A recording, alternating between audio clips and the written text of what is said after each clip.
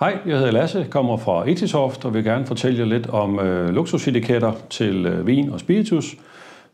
Her har vi det første eksempel, som er et stykke tykt papir med lidt struktur i overfladen, hvor der er lavet lidt mat guld heroppe i det område her, som glimter lidt. Når man vipper det, forneden hernede er der en anden trykteknik, lidt ophøjet lak, som også glimter lidt, men har en anden effekt, og også kan føles lidt bedre, når man mærker på etiketten.